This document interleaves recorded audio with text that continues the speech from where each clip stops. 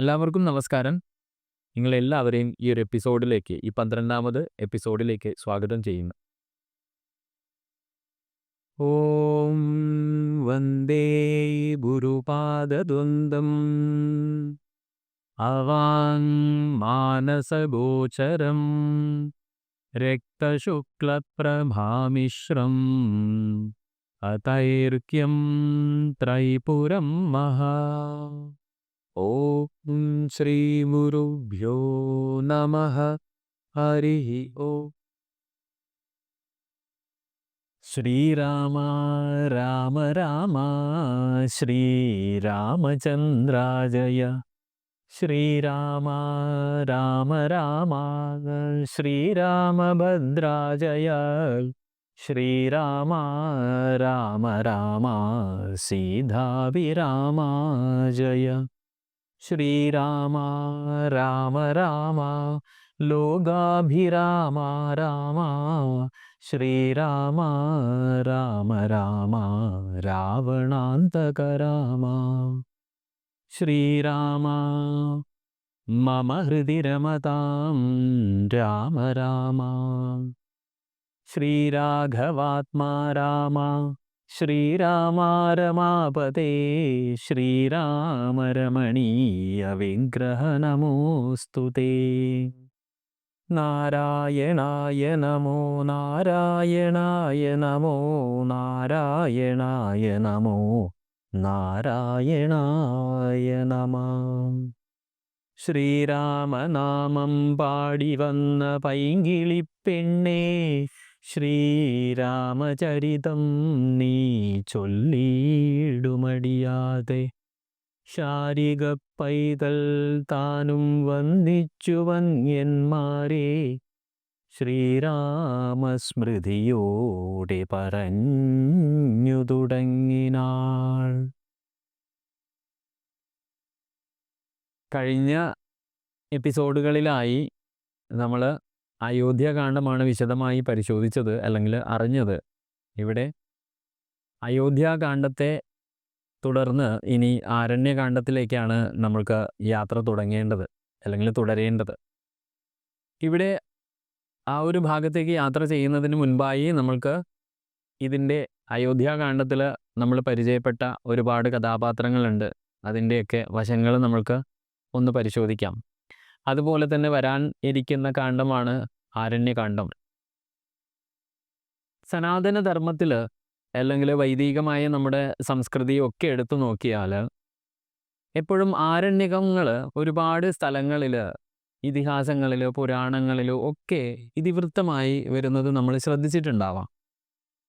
വനം എന്നത് വിവിധ നിഗൂഢമായതും പ്രതീകാത്മകവുമായ അർത്ഥങ്ങൾ ഉൾക്കൊള്ളുന്ന സമ്പന്നവും സങ്കീർണവുമായ ഒരു അലങ്കാരമായിട്ടാണ് അവിടെയൊക്കെ നമ്മൾ വനങ്ങളെ പ്രതിനിധീകരിച്ചിട്ടുള്ള ഒരുപാട് കഥാതന്തുക്കൾ നമുക്ക് കാണുവാൻ സാധിക്കും.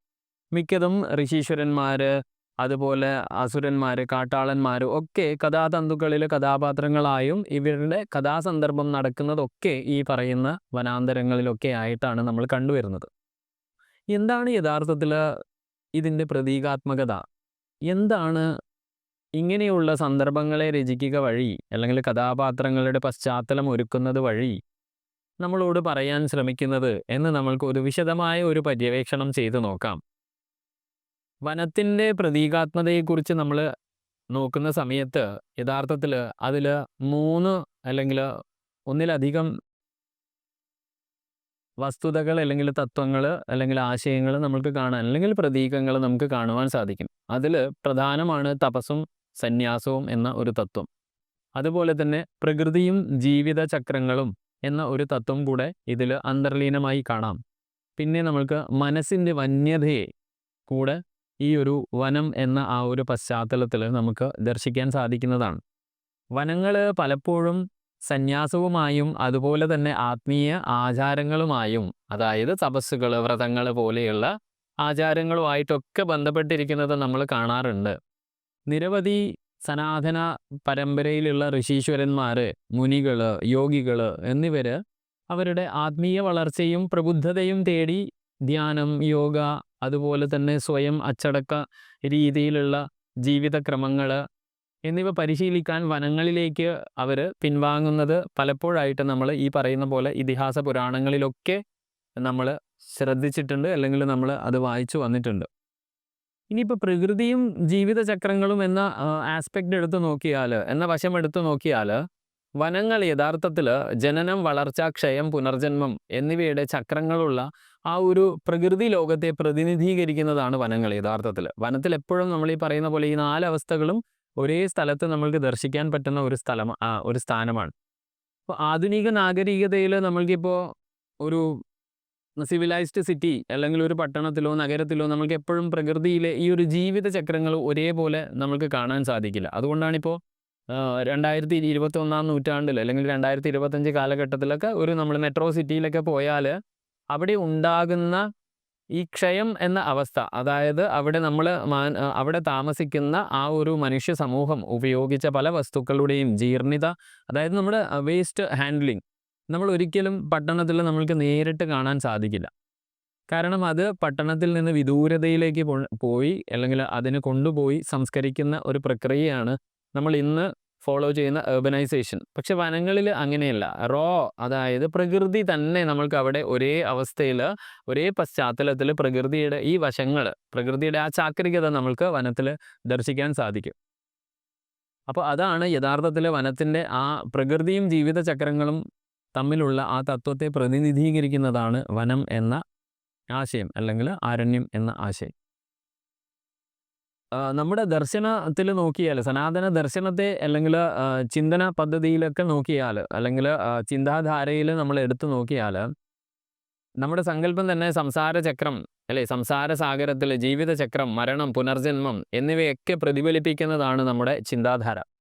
അപ്പോൾ അതിനെ വളരെ എളുപ്പം റിഫ്ലക്റ്റ് ചെയ്യാൻ പറ്റുന്ന ഒരു പ്രാപഞ്ചികമായ ഒരു തത്വമാണ് വനം. അതുകൊണ്ട് തന്നെയാണ് നമ്മുടെ ഋഷീശ്വരന്മാർ കൃതികളിലൊക്കെ ഈ വനത്തെ ഉപയോഗിക്കുന്നതും. പിന്നെ പറയാനുള്ളത് മനസ്സിൻ്റെ വന്യതയാണ്. മനുഷ്യ മനസ്സിൻ്റെ മെരുക്കപ്പെടാത്തതും പ്രവചനാതീതവുമായ സ്വഭാവത്തെയും വനത്തിന് പ്രതിനിധീകരിക്കാൻ കഴിയും. കാരണം ഒരു വനം ഇടതൂർന്നതും സഞ്ചരിക്കാൻ പ്രയാസകരവുമാകുന്നത് പോലെ തന്നെയാണ് മനസ്സിൻ്റെ പ്രക്ഷുബ്ധവും നിയന്ത്രിക്കാൻ വെല്ലുവിളി നിറഞ്ഞ പ്രകൃതവും.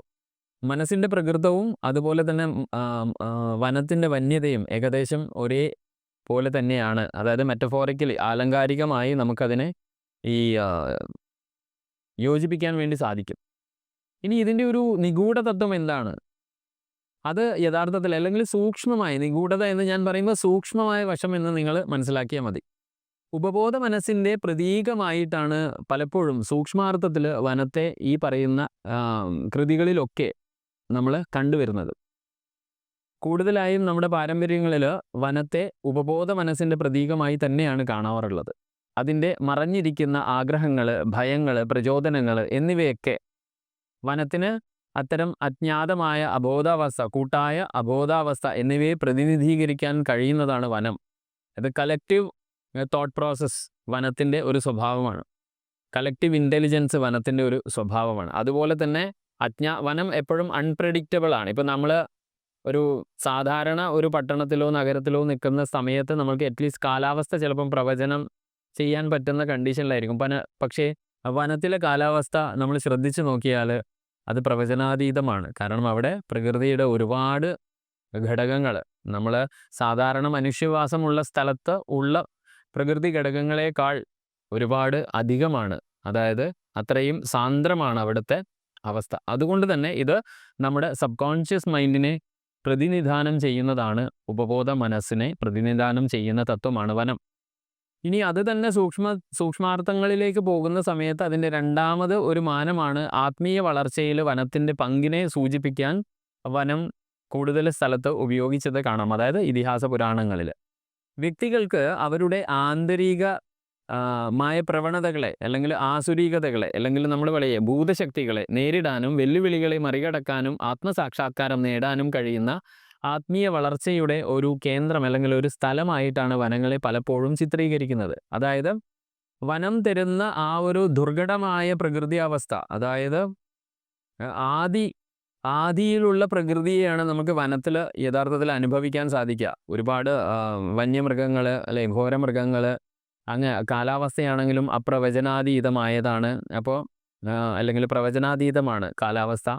അപ്പോൾ അങ്ങനെ ഒരുപാട് മനുഷ്യനെ സംബന്ധിച്ച് ദുർഘടമായ ഘടകങ്ങൾ ചേർന്നിരിക്കുന്ന ആ സ്ഥലത്ത് അതിനെ മാസ്റ്റർ ചെയ്താൽ ആ വനത്തിൽ എനിക്ക് വളരെ സ്വസ്ഥമായി ജീവിതം ജീവിക്കാൻ സാധിക്കുമെങ്കിൽ എൻ്റെ മനസ്സിലുള്ള ഈ വന്യമൃഗങ്ങളാകുന്ന നകാരാത്മക ചൈതന്യങ്ങളും ആസുരീകതകളും ഒക്കെ മറികടക്കാൻ എനിക്ക് സാധിക്കും എന്നുള്ളതാണ് യഥാർത്ഥത്തിൽ ആത്മീയ വളർച്ചയുമായി ബന്ധപ്പെട്ട് വനത്തിനെ പല സ്ഥലത്തും പരാമർശിച്ചിട്ടുണ്ടാവുക.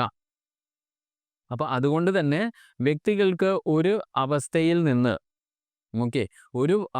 നിന്ന് മറ്റൊന്നിലേക്ക് മാറാൻ കഴിയുന്ന ഒരു പരിമിത ഇടത്തെ വനത്തിന് എപ്പോഴും പ്രതിനിധീകരിക്കാൻ സാധിക്കും. അതായത് മനുഷ്യൻ്റെ ഒരു ട്രാൻസ്ഫോർമേഷനെ, അതായത് ആത്മീയമായ ട്രാൻസ്ഫോർമേഷനെയാണ് യഥാർത്ഥത്തിൽ വനം പ്രതിനിധാനം ചെയ്യുന്നത്. ഇനി അടുത്തത് വേറെ ഒന്ന് പറയാനുള്ളത്, അത് പവിത്രതയും ദിവ്യമായ അവസ്ഥയും സൂചിപ്പിക്കുന്നുണ്ട്. വനങ്ങളും അതായത് പവിത്രതയും ദിവ്യതയും ആയിട്ട് വനം ബന്ധപ്പെട്ടിരിക്കുന്നത് നമുക്ക് കാണാം. ഇപ്പം ശിവനും പാർവതിയും പോലെയുള്ള നിരവധി ദേവതാ സ്വരൂപങ്ങളെ നമ്മൾ നോക്കിക്കഴിഞ്ഞാൽ അവർ പട്ടണത്തിലോ നഗരത്തിലോ ജീവിക്കുന്നതായല്ല എല്ലാ കൃതികളിലും അല്ലെങ്കിൽ എല്ലാ ഗ്രന്ഥങ്ങളിലും ചിത്രീകരിച്ചിട്ടുള്ളത്. അവർ വസിക്കുന്ന സ്ഥലങ്ങളൊക്കെ പ്രകൃതിയുമായി ബന്ധമുള്ളതായിട്ടാണ് ചിത്രീകരിച്ചിട്ടുണ്ടാവുക. അപ്പോൾ വനത്തിന് അതിൻ്റെ ആത്മീയ ബന്ധത്തിൻ്റെയും ദൈവികതയുമായുള്ള ആ ഒരു അടുപ്പത്തിൻ്റെ കൂട്ടായ്മയുടെയും ഒരു മേഖലയെ പ്രതിനിധീകരിക്കാൻ എപ്പോഴും സാധിക്കാറുണ്ട്. അപ്പോൾ ഈ വനം എന്നുള്ള കൺസെപ്റ്റ് അല്ലെങ്കിൽ കാട്, അതാണ് രാമായണത്തിലെ പ്രധാന ഭാഗങ്ങളൊക്കെ നടക്കുന്നത് ഈ കാട്ടിലാണ്. അതിൻ്റെ അർത്ഥം എന്താണ് യഥാർത്ഥത്തിൽ? രാമായണം എന്നുള്ളത് എൻ്റെയും നിങ്ങളുടെയും ഒക്കെ ജീവിതയാത്രയിൽ നമ്മൾ അനുഷ്ഠിക്കേണ്ട പല കാര്യങ്ങളും നമ്മളിൽ നിന്ന് മാനസികമായ പരിണാമം, സൂക്ഷ്മതലത്തിൽ ഉണ്ടാവേണ്ട പരിണാമം, ഇതേക്കുറിച്ച് നമ്മളോട് കഥാരൂപത്തിൽ സംവദിച്ചു എന്നുള്ളത് മാത്രമാണ് സത്യം. ആ സത്യം മനസ്സിലാക്കിയിട്ടാണ് രാമായണം നമ്മൾ വായിക്കുന്നതെങ്കിൽ ജീവിതം തന്നെ മാറിമറിയും. കാരണം യഥാർത്ഥ ഒരു മനുഷ്യൻ്റെ ജീവിത പന്താവിലേക്ക് നമ്മൾ എല്ലാവരും എത്തിച്ചേരും. അതിനെയാണ് ശരിക്കും യഥാർത്ഥത്തിൽ രാമരാജ്യം എന്ന് വിളിച്ചത്. ഇന്ന് പക്ഷേ അത് പലരും രാഷ്ട്രീയമായ കാഴ്ചപ്പാടുകളിലൊക്കെ നോക്കിക്കാണുന്നു മാത്രമേ ഉള്ളൂ. രാമരാജ്യം യഥാർത്ഥത്തിൽ എന്താണ്? ആത്മചൈതന്യത്തിൻ്റെ കൂടെ നമ്മുടെ ഇന്ദ്രിയങ്ങളും നമ്മുടെ മനോബുദ്ധി അഹങ്കാരങ്ങളും ഒക്കെ സമഗ്രമായി ലയിച്ച് ജീവിക്കുന്ന ഒരു സമൂഹം. ആ സമൂഹം നിലനിന്നിരുന്ന സ്ഥലത്തെയാണ് യഥാർത്ഥത്തിൽ ചരിത്രം പോലും ഭാരതം എന്ന് വിളിച്ചത്. അപ്പോൾ ഭാരതം എന്താ യഥാർത്ഥത്തിൽ? ഭാസിൽ രമിക്കുന്ന ആളുകൾ, അതായത് യഥാർത്ഥ ജ്ഞാനത്തിൽ രമിക്കുന്ന ആളുകൾ വസിക്കുന്ന സ്ഥലം. ഇത്രയുമാണ് നമ്മൾ പല വാക്കുകളും ദൈനംദിന ജീവിതത്തിലെ വാക്കുകളെയും നമ്മൾ ഇതുപോലെ മനസ്സിലാക്കാതെയും അതിൻ്റെ പിന്നിൽ ഉള്ള ഈ പറയുന്ന സൂക്ഷ്മ തലങ്ങളൊന്നും മനസ്സിലാക്കാതെയാണ് നമ്മൾ ഇതൊക്കെ ഉപയോഗിക്കുന്നത് എന്നുള്ളത് കൊണ്ടാണ് പല വാക്കും നമുക്ക് വിവാദപരമായ പരാമർശങ്ങൾക്കൊക്കെ നമ്മൾ ഉപയോഗിക്കുന്നത്. ഇനിയിപ്പോൾ പുരാണ സാഹിത്യങ്ങളിലും നമുക്ക് ഈ വനത്തിൻ്റെ, ഞാൻ നേരത്തെ പറഞ്ഞ പോലെയുള്ള പരാമർശങ്ങൾ കാണും. രാമായണം വനവാസവും ഈ പറയുന്ന പോലെ രാമായണത്തിൽ രാമനും സീതയും ലക്ഷ്മണനും 14 വർഷം വനത്തിൽ പ്രവാസത്തിൽ ചിലവഴിക്കുകയാണ് അല്ലേ. വിവിധ വെല്ലുവിളികളും സാഹസികതകളും നേരിടുന്നു അവർ. പരീക്ഷണത്തിൻ്റെയും വളർച്ചയുടെയും പരിവർത്തനത്തിൻ്റെയും ഒരു സ്ഥലമായി നമ്മൾക്ക് അവിടെ കാണാൻ വേണ്ടി സാധിക്കും. കാരണം ശ്രീരാമൻ തന്നെ സീതയെ അപഹരിച്ചു കൊണ്ടുപോകുന്ന സമയം അതിനെ ഓവർകം ചെയ്യുന്നതും പിന്നെ സഖ്യങ്ങളിൽ ഏർപ്പെടുന്നതും അല്ലെ, വാനരസേനയുമായിട്ടുള്ള സഖ്യങ്ങൾ, അതേ തുടർന്ന് ലങ്ക അങ്ങനെ ഒരുപാട് പരിണാമം നമ്മൾ അവിടെ കാണുന്നുണ്ട്. അപ്പം അതാണ് കുറച്ച് നേരത്തെ ഞാൻ പറഞ്ഞത്, മനുഷ്യൻ്റെ ഒരു തലത്തിൽ നിന്ന് അടുത്ത തലത്തിലേക്കുള്ള പരിണാമമാണ് യഥാർത്ഥത്തിൽ വനം പരാമർശിക്കുന്നത്. ഇനി മഹാഭാരതത്തിൽ നോക്കിയാലും നമ്മൾ കാണാം, പാണ്ഡവരുടെ അജ്ഞാത വനവാസ കാലമൊക്കെ നമ്മൾ അറിയാം അല്ലെ. 12 വർഷം വനത്തിൽ ആ വനവാസ കാലഘട്ടം അവർ കഴിച്ചു കൂടുന്നത് നമ്മൾ കാണുന്നു. അവിടെ അവർ വിവിധ ഋഷിമാരെയും അസുരന്മാരെയും ഇതുപോലുള്ള പ്രതിബന്ധങ്ങളെയും വെല്ലുവിളികളെയും ഒക്കെ നേരിടുന്നത് നമ്മൾ കാണുന്നുണ്ട്. ഇതൊക്കെ എന്തിനാണ്? ആത്മീയ വളർച്ചയുടെയും സ്വയം കണ്ടെത്തലിൻ്റെയും ഭാവി വെല്ലുവിളികൾക്കുള്ള തയ്യാറെടുപ്പിൻ്റെ ഒക്കെ ഒരു സ്ഥലമാണ് വനം എന്ന് സൂചിപ്പിക്കാൻ വേണ്ടിയിട്ടാണ് ഈ പറയുന്ന സാഹിത്യകൃതികളിൽ അവരുടെ ആ ഒരു ദർശനം അല്ലെങ്കിൽ ആ ഒരു പരാമർശം. ഇനി മൂന്നാമത് നോക്കിയാൽ ഉപനിഷത്തുക്കളും അതുപോലെ തന്നെ വനത്തിലെ ഋഷിമാരുടെ ഒക്കെ നമ്മൾ ഈ സാഹിത്യത്തിൽ കാണുവാൻ വേണ്ടി സാധിക്കും.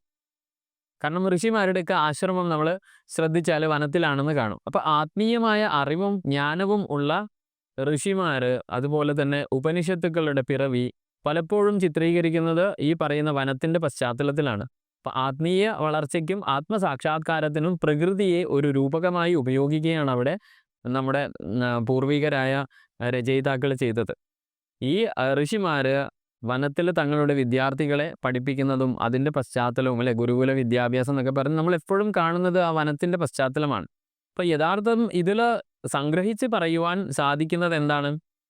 ഹിന്ദു മതത്തിലെ അല്ലെങ്കിൽ ഹിന്ദു ദാർശനികതയിലെ അല്ലെങ്കിൽ സനാതന ധർമ്മത്തിലെ ദർശനം എന്താണ്? വനത്തിൻ്റെ സൂക്ഷ്മമായ തലങ്ങൾ, വശങ്ങൾ അത് വളരെ സമ്പന്നവും അത് വളരെ ബഹുമുഖവുമായതുമാണ്. ഞാൻ ഈ പറഞ്ഞ പോലെ ഒരുപാട് തത്വങ്ങൾ ഉൾക്കൊള്ളുന്നതാണ് ആ പദപ്രയോഗങ്ങൾ പല കൃതികളിലും. ആത്മീയ വളർച്ച, പ്രകൃതി, ഉപബോധ മനസ്സ്, പവിത്രത, ദിവ്യത, അങ്ങനെ തുടങ്ങിയ വിവിധ വിഷയങ്ങളെ പ്രതിനിധീകരിച്ചുകൊണ്ടാണ് വനം എന്ന പരാമർശം ഈ പറയുന്ന സാഹിത്യങ്ങളിലൊക്കെ, പുരാണ സാഹിത്യങ്ങളിലൊക്കെ വന്നു ചേർന്നിട്ടുള്ളത്. അപ്പോൾ അതുകൊണ്ട് തന്നെ ആരണ്യകാണ്ഡം എന്ന് പറയുമ്പോൾ നമ്മുടെ ദാർശനികതയിൽ അല്ലെങ്കിൽ നമ്മുടെ ദർശന ഗ്രന്ഥങ്ങളിലെ ശക്തമായ ഒരു പ്രതീകമാണത്. അതിൻ്റെ പ്രതീകാത്മകതയിലൂടെയാണ് നമ്മൾ ആ ഭാഗങ്ങൾ, ആരണ്യകാണ്ഡമൊക്കെ നമ്മൾ അനുഭവിക്കേണ്ടതും അല്ലെങ്കിൽ അത് മനസ്സിലാക്കേണ്ടതും ഈ ഒരു പശ്ചാത്തലത്തെക്കുറിച്ച് മനസ്സിലാക്കിയിട്ടാണ്. ഇന്നും ആത്മീയ അന്വേഷകരായാലും സാധകരായാലും ഒക്കെ അവരെ പ്രചോദിപ്പിക്കുന്നത് ഇങ്ങനെയുള്ള കാര്യങ്ങൾക്ക് അല്ലെങ്കിൽ സാധനങ്ങൾക്ക് അല്ലെങ്കിൽ ഉപവാസങ്ങൾക്ക് ഒക്കെ അവർക്ക് പ്രചോദനം ഇന്നും വനം തന്നെയാണ്. അപ്പം ഇതാണ് യഥാർത്ഥത്തിൽ വനം എന്ന കോണ്ടെക്സ്റ്റ് നമ്മൾ രാമായണത്തിലായാലും മഹാഭാരതത്തിലായാലും എപ്പോഴും നമ്മൾ കാണും. പക്ഷേ പലപ്പോഴും നമ്മൾ വിചാരിക്കുക പണ്ടത്തെ കാലത്ത് പട്ടണങ്ങളില്ലായിരുന്നു അല്ലെങ്കിൽ അങ്ങനെയുള്ള സൗധങ്ങളൊന്നും ഇല്ലാത്തത് കൊണ്ടാണ് എപ്പോഴെപ്പോഴും കഥയിൽ ഈ വനം വരുന്നത് എന്നാണ്. നമ്മൾക്ക് തന്നെ അറിയാം. ഇപ്പോൾ ചരിത്രം തന്നെ ദ്വാരക എന്ന നഗരത്തിൻ്റെ അണ്ടർ സീ എക്സ്കവേഷൻസ് ഒക്കെ നമുക്ക് പുറത്തേക്ക് വന്നിട്ടുണ്ട് അതിൻ്റെ സത്യാവസ്ഥ. അപ്പോൾ അതിൻ്റെ അർത്ഥം എന്താണ്? ദ്വാപര യുഗത്തിൽ പോലും വലിയൊരു സിറ്റി നമ്മൾക്ക് നിർമ്മിക്കാൻ സാധിക്കുമെങ്കിൽ ഈ പറയുന്ന പോലെ ഈ കഥകളൊക്കെ സിറ്റീസിൽ വെച്ചിട്ടും എഴുതാമല്ലോ, ആ നഗരത്തിൻ്റെ പശ്ചാത്തലത്തിലും എഴുതാം.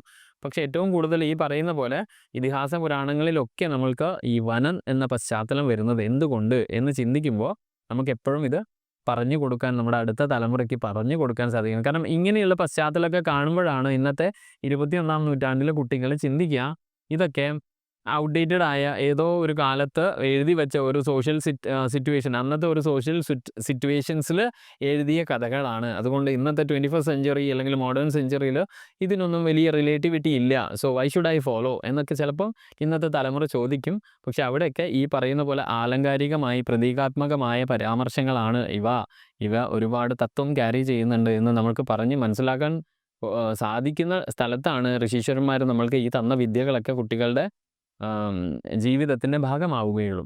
ഇനി ഇതേപോലെ തന്നെ നമ്മൾ അയോധ്യാകാന്ഡം നോക്കുന്ന സമയത്ത് വളരെ ശ്രദ്ധയോടെ പറയാൻ ആഗ്രഹിക്കുന്ന ഒരു കഥാപാത്രമാണ് ഗുഹൻ. അതിന് ഈ പറയുന്ന പോലെ നമ്മൾ രാമായണത്തിൽ നോക്കുമ്പോൾ ഗുഹൻ അത്ര വലിയ പ്രാധാന്യമൊന്നും കാണുന്നില്ലെങ്കിൽ ഒരു കഥാപാത്രം ഗംഗാനദിയെ കടത്തി ഇവർ മൂവരെയും വനത്തിലേക്ക് കൂട്ടിക്കൊണ്ടുപോകുന്ന ആൾ, വനത്തിൻ്റെ എല്ലാ വഴികളും അറിയുന്ന ആൾ എന്നുള്ള ഒരു കഥാപാത്രമാണ്. പിന്നീട് ശത്രുഘ്നന്മാർ വന്നപ്പോഴും ഈ വനാന്തരങ്ങളിലൂടെ അവയെ നയിച്ച ആൾക്കാർ അല്ലെങ്കിൽ കഥാപാത്രം എന്നുള്ളതാണ്. അദ്ദേഹം ഒരു രാജാവാണ് എന്നൊക്കെ നമുക്കറിയാം. പക്ഷെ ആ കഥാപാത്രത്തിന് യഥാർത്ഥത്തിൽ ഈ പറയുന്ന പോലെ തത്വത്തിൻ്റെ ഭാഗത്ത് നിന്ന് നോക്കുമ്പോൾ അതിഗംഭീരമാണ് ആ കഥാപാത്രം, ഗുഹൻ എന്ന കഥാപാത്രം. കാരണം എന്താണ്? രാമായണത്തിലെ പ്രധാന കഥാപാത്രമായി നിൽക്കുന്ന സമയത്ത് തന്നെ ആ കഥാപശ്ചാത്തലത്തിൽ നോക്കൂ. ഗംഗാനദിക്ക് അടുത്തുള്ള വനത്തിൽ താമസിക്കുന്ന ഒരു ഗോത്ര സമൂഹമായ നിഷാദന്മാരുടെ രാജാവിനെയാണ് അവിടെ അവതരിപ്പിക്കുന്നത് ഗുഹനായിട്ട്.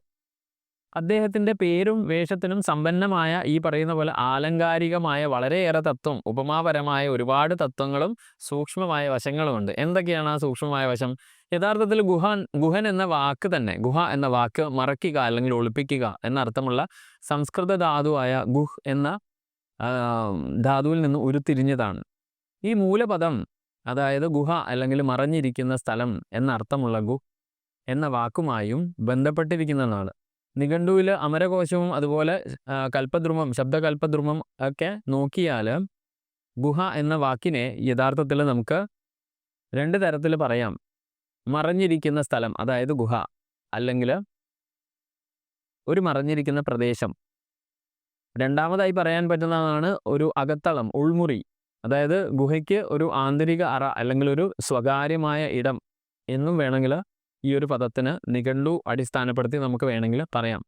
ഇനി ഇതിൻ്റെ ആലങ്കാരികമായ തത്വത്തിലേക്ക് പോകുമ്പോൾ എന്താണ് ആ പദം പ്രതിനിധീകരിക്കുന്നത് എന്ന് ചോദിച്ചാൽ, ഞാൻ നേരത്തെ പറഞ്ഞ പോലെ തന്നെ മറഞ്ഞിരിക്കുന്ന ഒരു സ്ഥലം എന്ന് പറഞ്ഞാൽ ഒരു വ്യക്തിയുടെ ആന്തരികമായ സ്വത്വത്തെ, യഥാർത്ഥത്തിൽ നമ്മുടെ ആത്മാവിൻ്റെ ആ തലം, അതാണല്ലോ ആന്തരികമായ സ്വത്വം. ആ ആന്തരിക ലോകത്തെ പ്രതീകപ്പെടുത്തുന്നതാണ്. കാരണം എന്താ? ആത്മാവ് യഥാർത്ഥത്തിൽ മറഞ്ഞിരിക്കുന്നതാണ്. എൻ്റെ ഉള്ളിൽ ആത്മതത്വം യഥാർത്ഥത്തിൽ മറഞ്ഞിരിക്കുന്നതാണ്. കാരണം ഞാൻ എന്ന വ്യക്തിയെ നിങ്ങളും ബാക്കിയുള്ള ആളുകളും ഈ ലോകത്ത് അനുഭവിക്കുന്നത് ഇന്ദ്രിയ ഗോചരമായ ഒരു ശരീരമാണ്. ഇവിടെ എൻ്റെ മനസ്സ് പോലും, എൻ്റെ ഒരു സൂക്ഷ്മ ശരീരം യഥാർത്ഥത്തിൽ മറഞ്ഞിരിക്കുകയാണ് ചെയ്യുന്നത്. കാരണം ആ സൂക്ഷ്മ ശരീരം പുറത്തൊരാൾക്ക് അനുഭവിക്കാനോ അതിനെ എന്താ പറയുക, ആസ്വദിക്കാനോ സാധിക്കുന്നില്ല. നേരെ മറിച്ച് എൻ്റെ സ്ഥൂല ശരീരം ആസ്വദിക്കാൻ സാധിക്കും, അറിയാൻ സാധിക്കും, അല്ലേ, അതിനെ അനുഭവിക്കാൻ സാധിക്കും. ഇതേപോലെ ഇതിപ്പോൾ എന്താണ്, ഒരു വ്യക്തിയുടെ മറഞ്ഞിരിക്കുന്ന ആന്തരിക സത്തയെ പ്രതിനിധാനം ചെയ്യുവാൻ ഈ ഒരു പദത്തിന് കഴിയും എന്ന് പറയുന്നതോടൊപ്പം തന്നെ രണ്ടാമതായി പറയാൻ സാധിക്കുന്നതാണ് മറഞ്ഞിരിക്കുന്ന അറിവ്. അതായത് എല്ലാവർക്കും എളുപ്പത്തിൽ പ്രാപ്യമല്ലാത്ത മറഞ്ഞിരിക്കുന്ന അറിവിനെയോ സൂക്ഷ്മമായ ജ്ഞാനത്തെയോ നിഗൂഢമായ തത്വത്തെയോ യഥാർത്ഥത്തിൽ ഗുഹ എന്ന പദത്തിന് പ്രതിനിധീകരിക്കാൻ സാധിക്കും. അപ്പോൾ പറഞ്ഞാൽ നമ്മുടെയൊക്കെ ഉള്ളിൽ യഥാർത്ഥത്തിൽ ഈ പ്രപഞ്ചത്തിലെ സർവ്വജ്ഞാനവുമുണ്ട്. പക്ഷേ അത് മറന്നു നീക്കി പുറത്തു വരുന്നത് ഏത് സമയത്താണ്? ആ ജ്ഞാനത്തെ പൊടി തട്ടി നമ്മുടെ ഉള്ളിൽ നിന്ന് നമ്മളെ അനുഭവിപ്പിക്കാൻ സാധിക്കുന്ന യഥാർത്ഥ ഗുരുക്കന്മാർ നമ്മുടെ മുൻപിലെത്തുന്ന സമയത്താണ്. അപ്പോൾ അർത്ഥം എന്താണ്? ഇതൊക്കെ ഈ ജ്ഞാനം യഥാർത്ഥത്തിൽ നമ്മുടെ ഉള്ളിലുണ്ട്, പക്ഷെ നമ്മൾ ആ രീതിയിൽ നമ്മൾ ചിന്തിക്കുന്നില്ല. നമ്മുടെ മായയുടെയോ മറ്റു പ്രഭാവത്തിലോ പെട്ട് നമ്മളതിനെ ചിന്തിക്കുക. അപ്പോൾ എന്താണ്? അത് മറഞ്ഞിരിക്കുകയാണ്. എങ്ങനെയാണോ എൻ്റെ സൂക്ഷ്മ ശരീരമായ മനസ്സും ആത്മശരീരവും ഒക്കെ മറഞ്ഞിരിക്കുന്നത്, അതുപോലെ അറിവും ഈ പറയുന്ന തത്വത്തിൽ തന്നെ നിഗൂഢമായ ജ്ഞാനത്തെ പോലെ, ഗുഹനെ പോലെ മറഞ്ഞിരിക്കുകയാണ് ചെയ്യുക. ഇനി വേറെ ഗുഹൻ്റെ ആ ഒരു ക്യാരക്ടറിൻ്റെ ക്വാളിറ്റി നോക്കിയാൽ സംരക്ഷണവും അഭയവും കൊടുക്കുന്നതാണ്, അല്ലേ? ശ്രീരാമന് സംരക്ഷണവും അഭയവും കൊടുത്ത ആളാണ്. അപ്പോൾ ഗുഹ എന്ന ശബ്ദം, അല്ലെങ്കിൽ മറഞ്ഞിരിക്കുന്ന സ്ഥലം എന്ന് പറയുന്ന ശബ്ദം ബാഹ്യമായ വെല്ലുവിളികളിൽ നിന്ന് സംരക്ഷണവും അഭയവും നൽകാൻ കഴിയുന്നതാണ്. ശ്രീരാമനെ നോക്കിയാൽ ഇപ്പോൾ അയോധ്യയിൽ അദ്ദേഹം ഒരു രാജസീകമായ വശത്തിലൂടെയാണ് കടന്നു വന്ന് വനത്തിലേക്ക് എത്തിയത്. കാരണം എന്താ? അവിടെ രാജ്യാഭിഷേകം, അതേ തുടർന്നുണ്ടാകുന്ന അസൂയ, കൈകേയിയുടെ അസൂയ, തുടർന്ന് രാജ്യം ഉപേക്ഷിക്കണം, അത് തമ്മിൽ പിതാമഹനുണ്ടാക്കി അല്ലെങ്കിൽ പിതാവിന് ഉണ്ടാക്കി കൊടുത്ത മനോവ്യത, ഇതൊക്കെ എന്താണ് യഥാർത്ഥത്തിൽ? അതൊക്കെ നമ്മുടെ ഒരു മനസമാധാനത്തിനെ അറ്റാക്ക് ചെയ്യുന്ന വെല്ലുവിളികളാണ്. നമ്മുടെ ഒരു മനസ്സിൻ്റെ ശാന്തതയെ ഇല്ലാതാക്കാൻ മാത്രം പോകുന്ന ജീവിതത്തിലെ സംഭവങ്ങളാണ്. ഈ ജീവിത സംഭവങ്ങളിൽ നിന്ന് നമ്മളെ സംരക്ഷിക്കുന്നതും അഭയം നൽകാൻ കഴിയുന്നതുമായ ചൈതന്യമാണ് യഥാർത്ഥത്തിൽ ഗുഹൻ. അതായത് നിങ്ങളും ഞാനും പുറം ലോകത്ത് അല്ലെങ്കിൽ പ്രകൃതിയിൽ അല്ലെങ്കിൽ സമൂഹത്തിൽ നമ്മൾ അനുഭവിക്കുന്ന പലതും നമ്മുടെ ആന്തരിക സത്തയെ വെല്ലുവിളിക്കുന്നതോ അതുമായി നിരന്തരം യുദ്ധം ചെയ്യുന്നതോ ആണ്. അതിനാൽ എൻ്റെ അകത്തെ ആ ശാന്തത ഇല്ലാതാവുന്നു. എന്നും എനിക്ക് ആശങ്കകളും അതുപോലെ തന്നെ വിഷാദങ്ങളും സങ്കടങ്ങളും ഒക്കെ ആയി എൻ്റെ ജീവിതം ഒരുതരം ഇളകിയ കടൽ പോലെയാണ്. ആ അവസ്ഥയിൽ നിന്ന് യഥാർത്ഥത്തിൽ എൻ്റെ സെൻസസിനെയൊക്കെ പിൻവലിച്ച് യഥാർത്ഥത്തിൽ എൻ്റെ അകത്തുള്ള ആ ആത്മബോധത്തിലേക്ക്, ആ ഉൾമുറിയിലേക്ക് എന്നെ നയിക്കുന്ന ആളാണ് ഗുഹൻ. കാരണം ഇവിടെ നമ്മൾ കാണുന്നുണ്ട്, ഗംഗാ നദിയിലൂടെ ഇവരെ 3 പേരെയും നയിക്കുകയാണ് ഗുഹൻ ചെയ്യുന്നത്. ഒരു വള്ളത്തിലൂടെ, ഒരു നൗകയിലൂടെ നാവിഗേറ്റ് ചെയ്യുന്ന ആളാണ് അയാൾ, ഒരു നാവികനാണ്. അപ്പോൾ യഥാർത്ഥത്തിൽ അർത്ഥം എന്താണ്? സംസാര സാഗരത്തിൽ നാവിഗേറ്റ് നമ്മൾ സ്ഥിരം നാവിഗേറ്റ് ചെയ്യുന്ന ആ സ്ഥലം. ഇപ്പോൾ ഉദാഹരണം എടുത്താൽ അയോധ്യ, അല്ലെ? ആ അയോധ്യയിലെ പ്രശ്നങ്ങളിൽ നിന്ന് ശ്രീരാമനെയും ലക്ഷ്മണനെയും സീതയെയും യഥാർത്ഥ ആ ശാന്തതയിലേക്ക്, അപ്പോഴാണ് വനം എന്നുള്ള കൺസെപ്റ്റ് നോക്കേണ്ടത്. കാരണം എന്താ? ആ അവസ്ഥയിൽ നിന്നുള്ള ട്രാൻസ്ഫോർമേഷനാണ് വനം കൊണ്ട് ഉദ്ദേശിക്കുന്നതെന്ന് ഞാൻ കുറച്ച് മുമ്പേ പറഞ്ഞു. അപ്പോൾ വനം എന്നുള്ള ആ അവസ്ഥയിലേക്ക് നാവിഗേറ്റ് ചെയ്യിപ്പിക്കുന്നതാണ് ആര്? ഗുഹൻ. ഇനി ഇതിൻ്റെ സൂക്ഷ്മാർത്ഥം നോക്കിക്കഴിഞ്ഞാൽ ഹൃദയം ആകുന്ന ഗുഹ, മാനസിക തലത്തിൽ നമ്മൾ നോക്കിക്കഴിഞ്ഞാൽ ഹൃദയമാകുന്ന ഗുഹ ഒരു വ്യക്തിയുടെ ആന്തരിക സങ്കേതത്തിൻ്റെ പ്രതീകമാണ്. നമ്മളിലെ ദേവതാ ചൈതന്യം ഒക്കെ ഇരിക്കുന്നത് അനാഹതത്തിലാണെന്ന് പറയും. അവിടെ അവരുടെ യഥാർത്ഥ സ്വഭാവം അല്ലെങ്കിൽ നമ്മുടെ ഉള്ളിലുള്ള ആ ഉയർന്ന സ്വത്വം ഇരിക്കുന്ന സ്ഥലം അനാഹതം, ഹൃദയഗുഹ. അതുപോലെ തന്നെ വേറെ ഒരു സൂക്ഷ്മാർത്ഥമാണ് സൃഷ്ടിയുടെ ഗർഭപാത്രമാണ് ഗുഹൻ. അല്ലെങ്കിൽ സൃഷ്ടിയുടെ ഗർഭാശയത്തെ പ്രതീകപ്പെടുത്താൻ ഗുഹയ്ക്ക് കഴിയും. കാരണം എല്ലാ അസ്തിത്വത്തിൻ്റെയും ഉറവിടത്തെയും അതുപോലെ തന്നെ പുതിയ ജീവിതത്തിൻ്റെയും വളർച്ചയുടെയും സാധ്യതയും പ്രതിനിധീകരിക്കുന്നതാണ് ഗുഹ. അപ്പം മനുഷ്യരാശി അല്ലെങ്കിൽ മാനവരാശി എടുത്താൽ പോലും അങ്ങനെയാണ് തന്ത്രത്തിലൊക്കെ യോനി പൂജ വരാൻ കാരണം എന്താണ്? ഞാനും നിങ്ങളുമൊക്കെ ഈ ലോകത്തിലേക്ക് വന്നത്, നമ്മുടെ സൃഷ്ടി സംഭവിച്ചത് ആ ഗുഹയ്ക്കകത്താണ്. ആ യോനി എന്ന ആ ഗർഭാശയത്തിലേക്ക് എൻ്റെ അസ്തിത്വം നയിക്കപ്പെട്ടതും അവിടെ നിന്ന് പരിണമിച്ച് ഞാൻ പുറത്തേക്ക് വന്നതും ഈ പറയുന്ന സൃഷ്ടിയുടെ ഗർഭപാത്രം അല്ലെങ്കിൽ സൃഷ്ടിയുടെ രഹസ്യാത്മകതയിലൂടെയാണ്. അതുകൊണ്ടാണ് എന്നും മാനവരാശിക്ക് ഗുഹ വളരെ പ്രത്യേകതയുള്ളതാണ്. എന്നും നമ്മൾ അറിയും മാനവരാശിയുടെ പരിണാമത്തിൽ ഏറ്റവും കൂടുതൽ ഇപ്പോൾ എടക്കൽ ഒക്കെ നമ്മുടെ കേരളം നോക്കിയാൽ എടക്കൽ ഗുഹാചിത്രങ്ങളൊക്കെ എത്രയോ മാനവരാശിയുടെ പരിണാമതലം എടുത്താൽ ജനങ്ങൾ വളരെ വളരെ ക്രിയേറ്റീവായിട്ട് വളരെ സൃഷ്ടിപരമായി ജീവിച്ചതൊക്കെ ഗുഹകളിലാണെന്ന് നമ്മൾ കണ്ടെത്തിയിട്ടുണ്ട് എത്രയോ എത്രയോ സംസ്കാരങ്ങളിൽ. അപ്പോൾ ഗുഹ എന്നുള്ളത് മനുഷ്യൻ്റെ പരിണാമ സിദ്ധാന്തത്തിൽ വളരെയേറെ പ്രതിനിധാനം ചെയ്യുന്ന അല്ലെങ്കിൽ പ്രാധാന്യമുള്ള ഒരു തത്വമാണ്.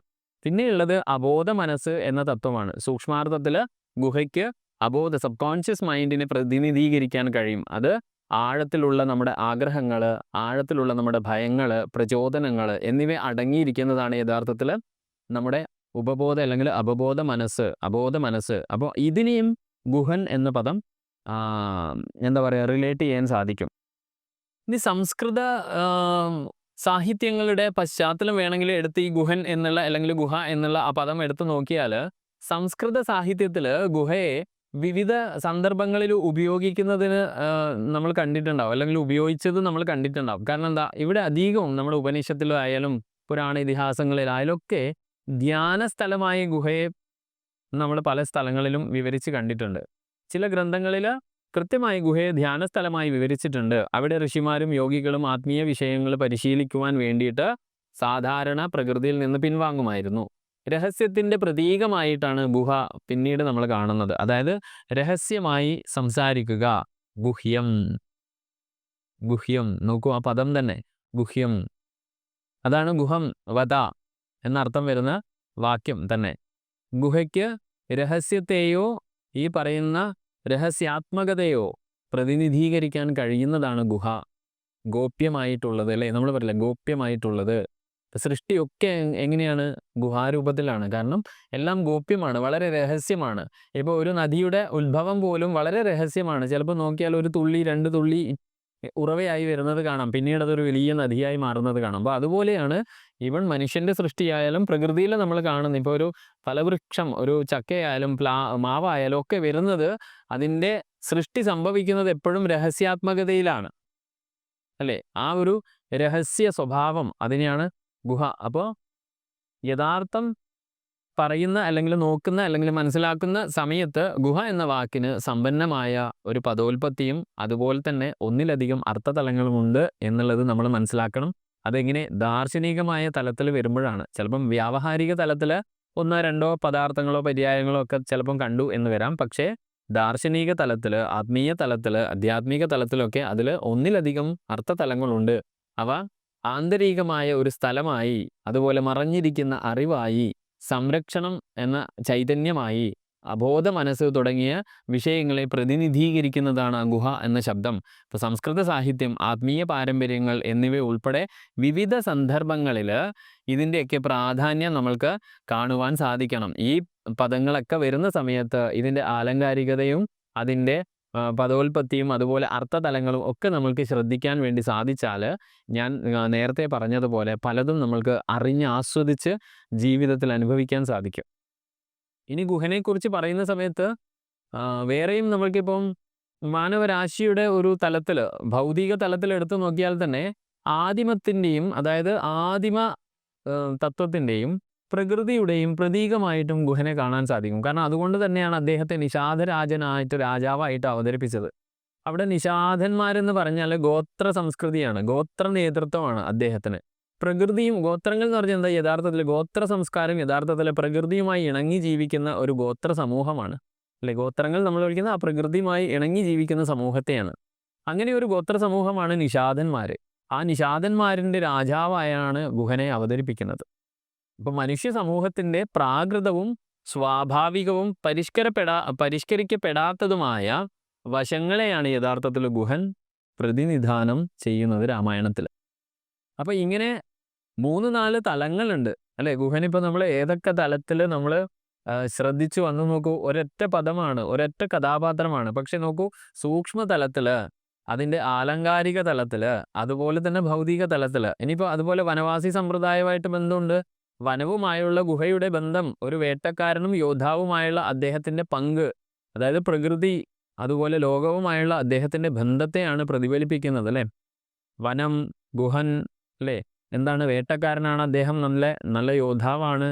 അപ്പോൾ അദ്ദേഹത്തിൻ്റെ പങ്ക്, അതുപോലെ പ്രകൃതിയും ലോകവുമായുള്ള അദ്ദേഹത്തിൻ്റെ ബന്ധം, അല്ലെങ്കിൽ ഒരു പൊരുത്തപ്പെടൽ, വനം എന്ന വിഭവ സമൃദ്ധി, അതിനെ അതിജീവനം എന്ന ഗുണം, ഇതിനൊക്കെയാണ് യഥാർത്ഥത്തിൽ ഗുഹൻ ഉൾക്കൊള്ളുന്നത്. അപ്പോൾ ശ്രീരാമൻ ഗുഹനെ കണ്ടുമുട്ടുന്നത് തന്നെ ഈ അതിജീവന സന്ദർഭത്തിലാണ്. അതായത് ശ്രീരാമൻ അനുഭവിച്ചിരിക്കുന്ന ആ വ്യഥയിൽ നിന്ന്, അല്ലെങ്കിൽ അവരെ അയോധ്യ എന്ന ആ വ്യഥ, അയോധ്യ യുദ്ധത്താൽ കീഴടക്കാൻ പറ്റാത്ത എൻ്റെ പ്രജ്ഞാകേന്ദ്രം, എൻ്റെ ഹൃദയകേന്ദ്രം, ആ ഹൃദയകേന്ദ്രത്തിൽ നിന്ന് ജീവാത്മാവും അല്ലേ, അവൻ്റെ ആ ശരീര ചൈതന്യമാകുന്ന, പരാശക്തി ചൈതന്യമാകുന്ന സീതയും അവൻ്റെ മേധസായ ലക്ഷ്മണനും ഒരുമിച്ച് ഒരു പരിണാമത്തിൻ്റെ വക്കിൽ, ഈ ഒരു സിറ്റുവേഷനെ അതിജീവിക്കാൻ വേണ്ടിയിട്ടാണ് ഗുഹനെ കണ്ടുമുട്ടുന്നത്. ഗുഹൻ നല്ല ഒരു എന്താ പറയുക, ഫെസിലിറ്റേറ്ററാണ്. എന്തിൻ്റെ ഫെസിലിറ്റേറ്ററാണ്? യഥാർത്ഥത്തിൽ സൗകര്യം ഒരുക്കുന്നവനാണ്. ഞാൻ നേരത്തെ പറഞ്ഞ ഈ തത്വങ്ങളൊക്കെ അപ്പം നോക്കാം. എന്താണ്? മനുഷ്യൻ പ്രകൃതിയുമായി ഇണങ്ങി പ്രാകൃതമായ മനുഷ്യൻ്റെ ഗുണങ്ങളിലേക്ക് നമ്മളെ കൊണ്ടുപോകുന്ന നാവിഗേറ്ററാണ്, രഹസ്യത്തിൻ്റെ പ്രതീകമാണ്, ധ്യാനത്തിൻ്റെ സ്ഥലമാണ്, അബോധ മനസ്സാണ്, സൃഷ്ടിയുടെ ഗർഭപാത്രമാണ്, ഹൃദയകേന്ദ്രമാണ്, മറഞ്ഞിരിക്കുന്ന അറിവാണ്, സംരക്ഷണവും അഭയവും നൽകുന്നവനാണ്. അങ്ങനെ ഒരുപാട് ക്വാളിറ്റീസാണ് ആക്ച്വലി ഗുഹൻ എന്ന കഥാപാത്രം. ആ ഗുഹൻ എന്ന കഥാപാത്രത്തെ ശ്രീരാമൻ കണ്ടുമുട്ടേണ്ടതിൻ്റെ ആവശ്യകത വാൽമീകിക്ക് അറിയുന്നത് കൊണ്ടാണ് അങ്ങനെ ഒരു കഥാപാത്രത്തെ തേടി. അതുകൊണ്ടാണ് രാമായണം പലരും ചോദിക്കാറുണ്ട്. കാരണം രാമായണം അങ്ങനെ കഥാപാത്രങ്ങൾ മാത്രമാണെങ്കിൽ പിന്നെ ഈ സ്ഥലങ്ങളൊക്കെ എങ്ങനെ വന്നു? ഇവിടെയാണ് വാൽമീകി മഹർഷിയുടെ രചനാ പാഠവും നമ്മൾ നമസ്കരിക്കേണ്ടത്, നമ്മൾ അതിനെ ആരാധിക്കേണ്ടത് അതുകൊണ്ടാണ്. കാരണം ഓരോ തത്വത്തിനും അനുയോജ്യമായ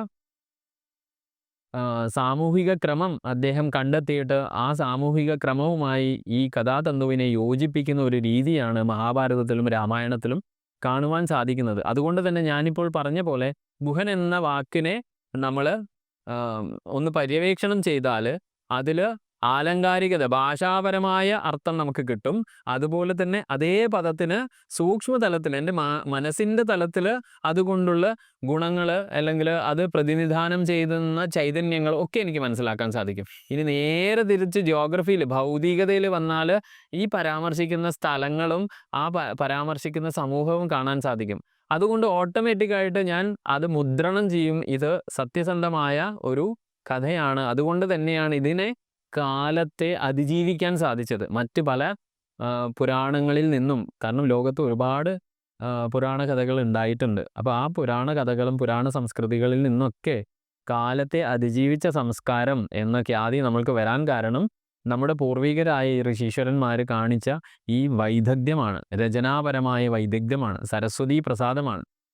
അപ്പോൾ ഇനി ഈ ഗുഹനെ കുറിച്ച് ഇനിയും സംസാരിക്കുമ്പോൾ നമുക്ക് പിന്നെയും ഒരുപാട് കാര്യങ്ങൾ കിട്ടും. കാരണം എന്താണ്?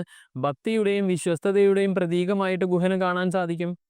ശ്രീരാമനുമായുള്ള സൗഹൃദം, യഥാർത്ഥത്തിൽ ശ്രീരാമനുമായുള്ള ഗുഹയുടെ സൗഹൃദം രാമായണത്തിൻ്റെ ഒരു പ്രധാന വശമാണ്. കാരണം രാമനോടുള്ള ഗുഹൻ്റെ ഭക്തിയും വിശ്വസ്തതയും, ഭക്തിയുടെ ശക്തിയും, ഇതിഹാസത്തിലെ ബന്ധങ്ങളുടെ പ്രാധാന്യവും ഒക്കെ പ്രകടമാകുന്നുണ്ട് രാമായണത്തിൽ, ഇവരുടെ ബന്ധം. അതുപോലെ ശ്രീരാമ സേവനം, ശ്രീരാമനും സീതയ്ക്കും ലക്ഷ്മണനും അഭയവും ഭക്ഷണവും നൽകുന്നത് പോലെയുള്ള ഗുഹൻ്റെ പ്രവൃത്തികൾ കൂടെ ഭക്തിമാർഗത്തിലാണ് ഞാനിപ്പോൾ പറയുന്നത്. നേരത്തെ നമ്മൾ പറഞ്ഞത് ആലങ്കാരികതയിൽ നമ്മൾ പോയി പറഞ്ഞു, ഭൗതികതയിൽ നമ്മൾ നോക്കി, സൂക്ഷ്മതയിൽ നമ്മൾ നോക്കി. ഇനി ഭക്തിയിൽ നോക്കിയാലും ഗുഹനിൽ നിന്ന് പഠിക്കാൻ പാഠങ്ങളേറെ. ഇനി ഗുഹൻ്റെ ഈ സൂക്ഷ്മതത്വം ഒന്നുകൂടെ നമുക്ക് സമ്മറൈസ് ചെയ്ത് നോക്കിയാൽ, ഗുഹൻ്റെ നിഗൂഢമായ വശങ്ങൾ, സൂക്ഷ്മമായ തലങ്ങൾ എന്താ?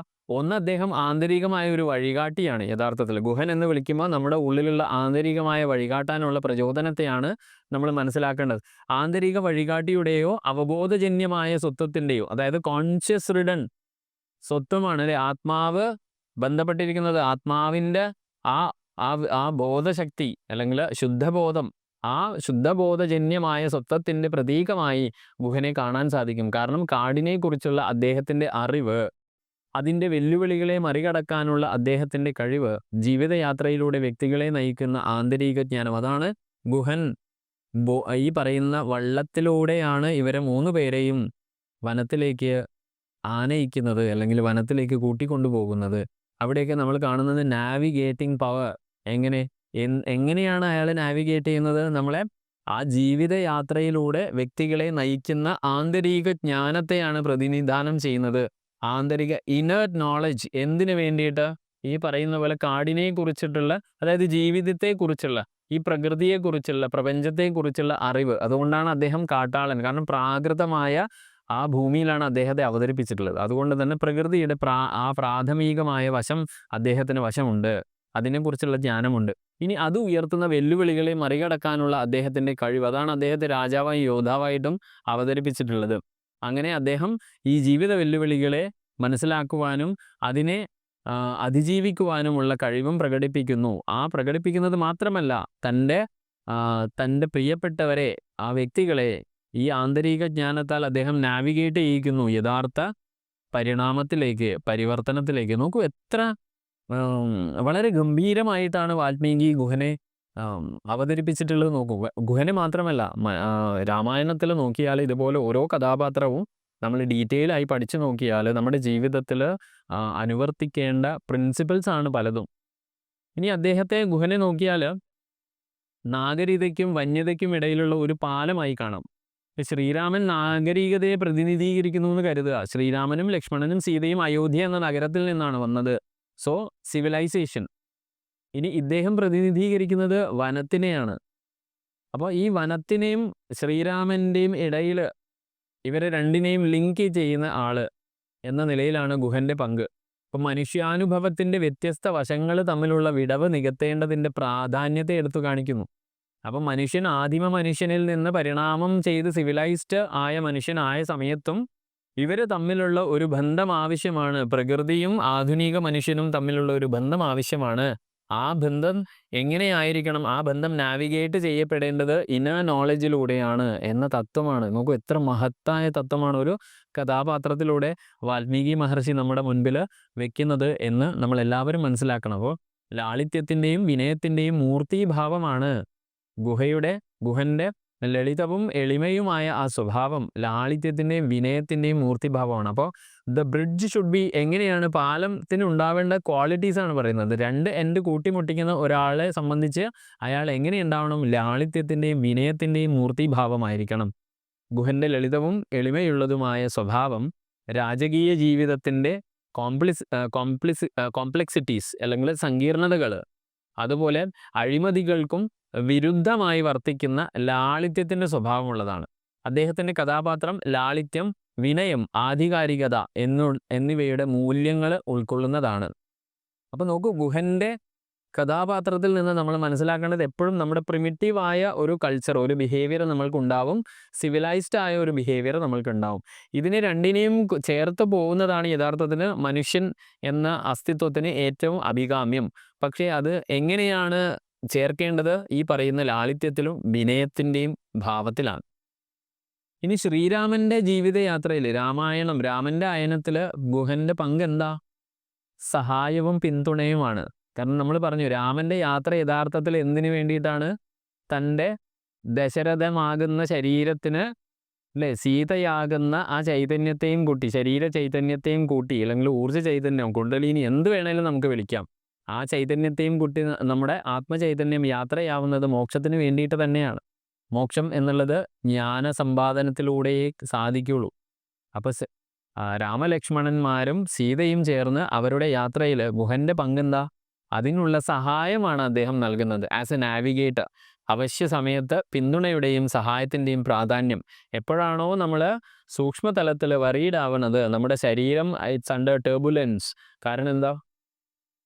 മനസ്സിൽ പ്രശ്നങ്ങൾ വന്നാൽ ശരീരം അല്ലേ, അതാണ് ദശരഥന് സംഭവിച്ചതും. കാരണം മനസ്സ് കയ്യിൽ നിന്ന് പോയാൽ പിന്നെ എന്താണ്? വിയോഗമാണ്, ദുഃഖമാണ്. പിന്നെ നമ്മുടെ മനസ്സ്, ശരീരത്തിൻ്റെ ആ പ്രജ്ഞ അല്ലെങ്കിൽ ആ ഒരു ചേതസ് അല്ലെങ്കിൽ ചേതന ഒക്കെ നമുക്ക് ഇല്ലാതാവും. അപ്പോൾ ആ ഇല്ലാതാവുന്ന സമയത്താണ് ഗുഹനെ പോലെയുള്ള ഒരാളുടെ ആവശ്യം. എന്തിന്?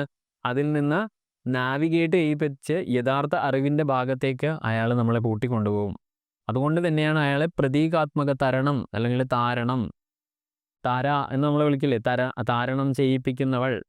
അതുപോലെ ശ്രീരാമനെ ഗംഗാനദി മുറിച്ച് കടക്കാൻ സഹായിക്കുന്നതിൽ ഗുഹൻ്റെ പങ്ക് നമ്മൾ എടുക്കേണ്ട ഒരു ആലങ്കാരികത, തത്വപരമായി എങ്ങനെ എടുക്കണം, സൈക്കോളജിക്കലി നമ്മൾ എങ്ങനെ എടുക്കണം, ഫിലോസഫിക്കലി എങ്ങനെ എടുക്കണം എന്ന് പറഞ്ഞാൽ ജീവിതത്തിൻ്റെ ഒരു ഘട്ടത്തിൽ നിന്ന് മറ്റൊന്നിലേക്കുള്ള പ്രതീകാത്മക തരണം ചെയ്യലാണ്. ഓക്കെ, ഒന്നിനെ തരണം ചെയ്ത് വേറെ ഒരു അവസ്ഥയിലേക്ക് നമ്മൾ പോകുന്നതാണ് യഥാർത്ഥത്തിൽ ഗംഗാനദി കടന്നു പോവുക. ഇത് പരിവർത്തനം, ഒരു മനുഷ്യൻ്റെ വളർച്ച എന്നിവയൊക്കെ പ്രതിനിധാനം ചെയ്യുന്നു. അപ്പോൾ യഥാർത്ഥത്തിൽ സമറൈസ് ചെയ്ത് പറയുമ്പോൾ രാമായണത്തിലെ ഗുഹൻ്റെ രൂപകപരവും അതുപോലെ സൂക്ഷ്മവുമായ വശങ്ങൾ ഒരുപാടുണ്ട്. അപ്പോൾ ഭക്തി, വിശ്വസ്തത, ലാളിത്യം, പ്രകൃതി, ലോകത്തിൻ്റെ ശക്തി തുടങ്ങിയ വിഷയങ്ങളെ ഒക്കെ പ്രതിനിധാനം ചെയ്യുന്നതാണ്. ജീവിതത്തിലെ വെല്ലുവിളികളെ മറികടക്കുന്നതിൽ, താരണം ചെയ്യുന്നതിൽ ബന്ധങ്ങളുടെയും ആന്തരികമായ ജ്ഞാനം അല്ലെങ്കിൽ മാർഗനിർദ്ദേശത്തിൻ്റെയും അതുപോലെ തന്നെ വിനയത്തിൻ്റെയും പ്രാധാന്യത്തെക്കുറിച്ചുള്ള ഓർമ്മപ്പെടുത്തലാണ് യഥാർത്ഥത്തിൽ ഗുഹൻ്റെ കഥാപാത്രം. അപ്പോൾ എപ്പോഴും ഗുഹൻ എന്ന കഥാപാത്രത്തിൽ നിന്ന് നമ്മൾ പഠിക്കേണ്ട ഏറ്റവും വലിയ പാഠങ്ങളാണിത്. കാരണം ജീവിതത്തിൽ ഒരു ടർബുലൻസ് ഉണ്ടായ, ഒരു ടെമോയിൽ സിറ്റുവേഷൻസ് ഉണ്ടായാൽ, നമ്മൾ ജീവിതം തന്നെ ആടി ഉലയുന്ന സന്ദർഭങ്ങൾ ഉണ്ടായാൽ നമ്മൾക്ക് വേണ്ടത് എന്താണ്? ഭക്തി ഉണ്ടാവണം, അല്ലേ? അതുപോലെ വിശ്വസ്തത വേണം, ലാളിത്യം വേണം, അതുപോലെ പ്രകൃതി ശക്തിയോടുള്ള ആരാധന ഉണ്ടാവണം, ലോകത്തിൻ്റെ ശക്തിയെ തിരിച്ചറിയണം തുടങ്ങിയ വിഷയങ്ങൾ നമ്മൾ ജീവിതത്തിൽ ആക്സെപ്റ്റ് ചെയ്യണം. അതുപോലെ തന്നെ ജീവിതത്തിൻ്റെ വെല്ലുവിളികളെ മറികടക്കാൻ എങ്ങനെയാണ് ശ്രീരാമ, ലക്ഷ്മണ, സീത ആയ അവർ മൂവരും ഗംഗാനദിയെ മറികടന്നത്, അതുപോലെ നമ്മളും ജീവിതത്തിൻ്റെ വെല്ലുവിളികളെ മറികടക്കുന്നതിൽ ബന്ധങ്ങളുടെ അതുപോലെ ആന്തരികമായ മാർഗനിർദ്ദേശത്തിൻ്റെയും നമ്മുടെ സ്വഭാവത്തിൻ്റെ വിനയത്തിൻ്റെയും ഒക്കെ പ്രാധാന്യം ഈ മറികടക്കുന്നതിൽ അത്യാവശ്യമാണ്. ഇതാണ് ഗുഹൻ എന്ന കഥാപാത്രത്തിൽ നിന്ന് നമ്മൾ പഠിക്കേണ്ട പാഠം. അപ്പോൾ അയോധ്യാകാണ്ഡത്തിൽ ഗുഹൻ എന്നുള്ളത് വലിയൊരു തിയറിയാണ് യഥാർത്ഥത്തിൽ. അവിടെ തന്നെ നമ്മൾ കാണുന്നുണ്ട് സപ്തഋഷിമാരെ കുറിച്ചിട്ടുള്ള ഒരു പരാമർശം നമ്മൾ കാണുന്നുണ്ട്. കാരണം ആ ഗംഗാനദി കടന്നതിന് ശേഷം ഒരുപാട് മഹർഷിമാരുടെ ആശ്രമങ്ങളെക്കുറിച്ച് പറയുന്നത് നമ്മൾ കാണുന്നുണ്ട്, അല്ലേ? അപ്പോഴാണ് നമ്മൾക്ക് സപ്തഋഷിമാരിലാണ് കൂടുതലും രാമായണത്തിൽ കാണുന്ന കഥാപാത്രം. കാരണം വാൽമീകി തന്നെ അദ്ദേഹത്തിൻ്റെ കഥ പറയുന്ന സമയത്ത് സപ്തഋഷിമാരുടെ കാര്യം പറയുന്നുണ്ട്, അദ്ദേഹം കണ്ടുമുട്ടി എന്ന് പറയുന്നുണ്ട്. യഥാർത്ഥത്തിൽ എന്താണ് ഈ സപ്തഋഷി എന്ന് നമ്മൾ ഒരുപാട് സ്ഥലങ്ങളിൽ നമ്മൾ കണ്ടിട്ടുണ്ട്. ഇവിടെയും നമ്മൾക്ക് ഇതിൻ്റെ തത്വം പരിശോധിക്കുന്ന സമയത്ത് സംസ്കൃതത്തിലെ സപ്തഋഷി എന്ന പദം 2 പദങ്ങളുടെ സംയുക്ത പദമാണ് യഥാർത്ഥത്തിൽ.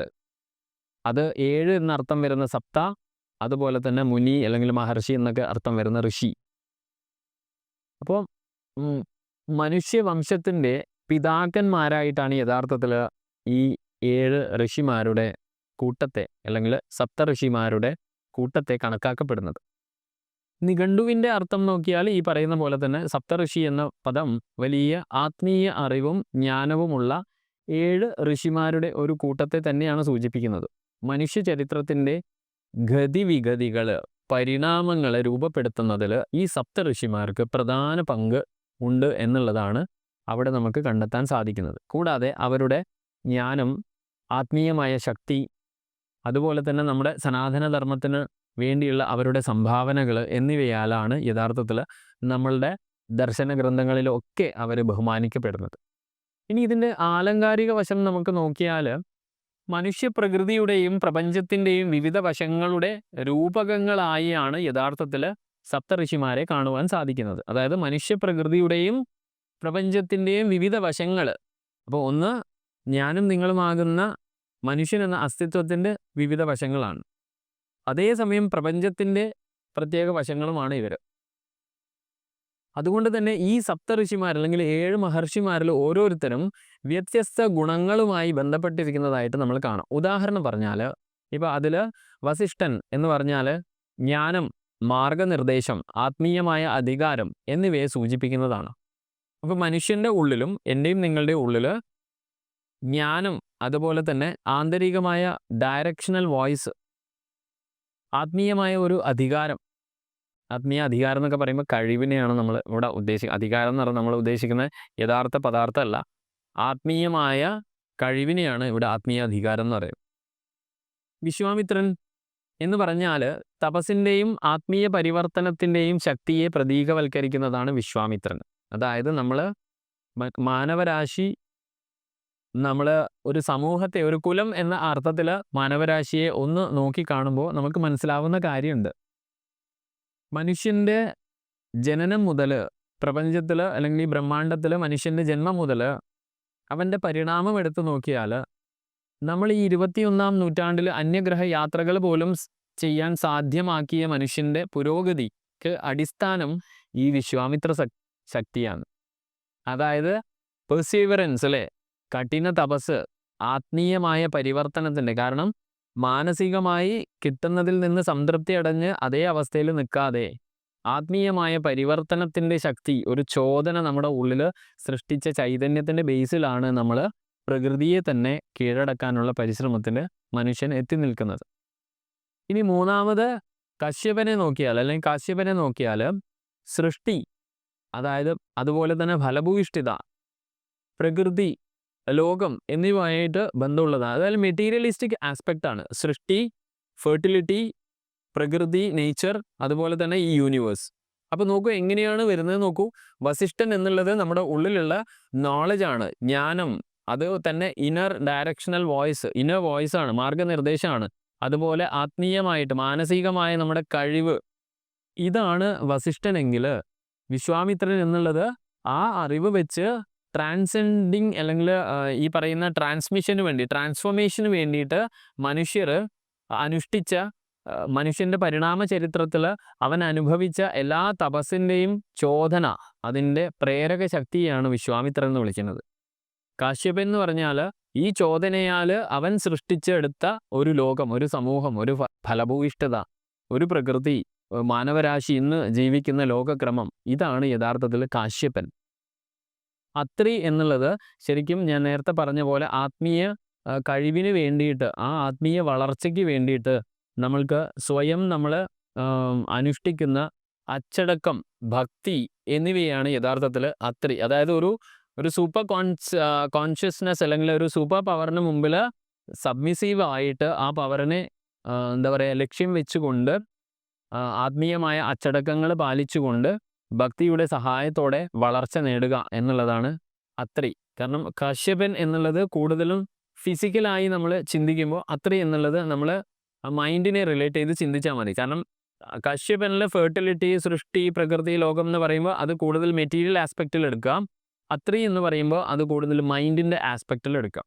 ഇനി നോക്കൂ ഗൗതമൻ എന്നുള്ളത് നോക്കിക്കഴിഞ്ഞാൽ മനുഷ്യൻ്റെ പ്രാകൃത സ്വഭാവത്തിൽ നിന്ന് നമ്മുടെ ഉള്ളിലേക്ക് അറിവ് എന്നുള്ള ആ ഒരു അവസ്ഥയിലേക്ക് നമ്മൾ ഇലവേറ്റ് ചെയ്യപ്പെട്ടു മനുഷ്യ സമൂഹം. ഓക്കെ, പിന്നെ എന്താണ്, നമ്മുടെ മനസ്സിൽ കാരുണ്യം എന്ന ഭാവം വരാൻ തുടങ്ങി, ആത്മീയമായ ഉൾക്കാഴ്ച. ഈ ഗുണങ്ങളെയാണ് നമ്മൾ സപ്തഋഷിമാരിൽ ഗൗതമൻ എന്ന പ്രതീകവൽക്കരിക്കുന്നത്. അപ്പോൾ അത്രി എന്താണ്? അത്രി നമ്മുടെ മൈൻഡ് റിലേറ്റഡ് ആത്മാവിൻ്റെ സോൾ എന്താ പറയുക ട്രാൻസ്മിഷൻ ആണെങ്കിൽ, അല്ലെങ്കിൽ സോൾ ഡെവലപ്മെൻറ്റ് പ്രോസസ്സ് ആണെങ്കിൽ, ആ പ്രോസസ്സിന് ഒടുവിൽ നമ്മൾ എത്തി നിൽക്കുക ഗൗതമൻ്റെ അവസ്ഥയിലാണ്. അതായത് ജ്ഞാനം, കാരുണ്യം, ആത്മീയമായ ഉൾക്കാഴ്ച ഒക്കെയുള്ള ഒരു മാനവരാശിയായി നമ്മൾ മാറും. ഇനി നോക്കൂ ജമദഗ്നി എന്ന് പറഞ്ഞാൽ തന്നെ നമ്മളിപ്പോൾ എവിടെ തുടങ്ങി, നമ്മളൊരു സിസ്റ്റം ഉണ്ടാക്കി, ആ സിസ്റ്റത്തിൽ നിന്ന് മനുഷ്യൻ കുറേയൊക്കെ കാരുണ്യവാനും ഈ പറയുന്ന ആത്മീയ ഉൾക്കാഴ്ചയും ഒക്കെ വന്നു ചേർന്ന സമയത്ത് തീർച്ചയായും എന്തുണ്ടാവും, നമ്മൾക്ക് ഇന്ന് സൊസൈറ്റിയിൽ കാണുന്ന വെല്ലുവിളികൾ വരും. സ്വന്തം വീട്ടിൽ നിന്ന് തന്നെ ആളുകൾ പരസ്പരം, ഗോത്രങ്ങൾ തമ്മിലുള്ള അടികൾ, സമൂഹങ്ങൾ തമ്മിലുള്ള യുദ്ധങ്ങൾ, ഇന്ന് നമ്മൾ കാണുന്ന പോലെ ലോകക്രമത്തിൽ മനുഷ്യനാണ് ഈ ലോകം സൃഷ്ടിച്ചതെങ്കിൽ പോലും അവൻ എന്ത് ചെയ്യുന്നു, എല്ലാ രാജ്യങ്ങളിലുള്ള അണുബോംബ് ഒരുമിച്ചിട്ട് പൊട്ടിച്ചാൽ തീരാവുന്ന അവസ്ഥയിലേക്ക് ഭൂമിയെ കൊണ്ടെത്തിച്ചിരിക്കുന്നു. അതുപോലെ തന്നെയാണ് മനുഷ്യൻ്റെ പുരോഗതിയിലും, നമ്മുടെ മാനസിക പുരോഗതിയിലും ഇതാണ് ഉണ്ടാവുക. കാരണം ആത്മീയ ശക്തി ഇല്ലെങ്കിൽ ധൈര്യം, ദൃഢനിശ്ചയം എന്നിവയെ പ്രതിനിധീകരിക്കുന്നതാണ് ജമദഗ്നി. കാരണം ഒരു ലോകക്രമത്തെ പാലിക്കണമെങ്കിൽ നല്ല ദൃഢനിശ്ചയം വേണം, അല്ലേ? നമ്മുടെ ഒരു രാജ്യം പുരോഗതിയിലേക്ക് കൊണ്ടുപോകണമെങ്കിൽ അത് നയിക്കുന്ന ആൾക്ക് ജമദഗ്നി ശക്തി ഉണ്ടാവണം. അല്ലെങ്കിൽ എന്ത് സംഭവിക്കും, ഈ പറയുന്ന പോലെ മറ്റുള്ള പ്രലോഭനങ്ങൾക്കോ മറ്റുള്ള കണ്ണുരുട്ടലുകൾക്കോ മുമ്പിൽ നമ്മൾ ചിലപ്പോൾ തല താഴ്ത്തി നിൽക്കും. അപ്പോൾ ജമദഗ്നി ആത്മീയമായ ശക്തിയാണ്, യഥാർത്ഥത്തിൽ ധൈര്യമാണ്, ദൃഢനിശ്ചയമാണ്. ഇനി ഭരദ്വാജൻ യഥാർത്ഥത്തിൽ ഒരു ഭാഗത്ത് നമ്മൾ ഈ പറയുന്ന പോലെ ഫോഴ്സിലൂടെ കാര്യങ്ങൾ നേടുന്ന ജമദഗ്നിയെ കണ്ടാൽ, ഭരദ്വാജൻ എന്ന് പറയുന്ന ആള് ആത്മീയ പ്രകാശത്തിൻ്റെയും അറിവ്, ജ്ഞാനം ഒരു തലത്തിൽ നമ്മൾ ഇൻ്റലക്ച്വലായിട്ട്, അതാണ് കാരണം യുദ്ധം ഇപ്പോൾ പഴയ പോലെ അല്ലേ, ഇന്ന് ആധുനിക ലോകം യുദ്ധം പഴയതുപോലെ എന്താ പറയുക ഫിസിക്കലി മാത്രമല്ല യുദ്ധം ചെയ്യുന്നത്, ഇൻ്റലക്ച്വൽ വാർസ് ആർ ദെയർ അല്ലേ, സ്പേസ് വാർസ്, അത് ഈ പറഞ്ഞ പോലെ ഇപ്പോൾ സോഷ്യൽ മീഡിയ വാർസ് ഒക്കെ ഉണ്ട്, നമുക്ക് തന്നെ അറിയാം. അപ്പോൾ ഇതൊക്കെ ഒരു തലത്തിൽ മനുഷ്യൻ്റെ, മാനവരാശിയുടെ പരിണാമത്തിന് കാരണക്കാരായ 7 വശങ്ങളെയാണ് യഥാർത്ഥത്തിൽ, അല്ലെങ്കിൽ 7 ചൈതന്യങ്ങളെയാണ്, 7 അറിവുകളെയാണ് യഥാർത്ഥത്തിൽ സപ്തഋഷിമാരെന്ന് പറയുന്നത്.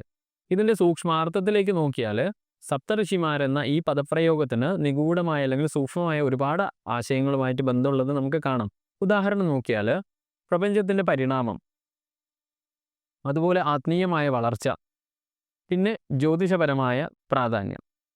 പ്രപഞ്ചത്തിൻ്റെ സൃഷ്ടിയും പരിണാമത്തിലും സപ്തഋഷിമാർ വളരെ വലിയ പങ്ക് വഹിച്ചിട്ടുണ്ട് അല്ലേ. അതാണ് ഞാൻ കുറച്ച് മുമ്പേ പറഞ്ഞ മാനവരാശിയുടെ പരിണാമത്തിന് അതുകൊണ്ട് തന്നെ പ്രപഞ്ചം ഒരുപാട് പരിണാമത്തിന് വിധേയമായി.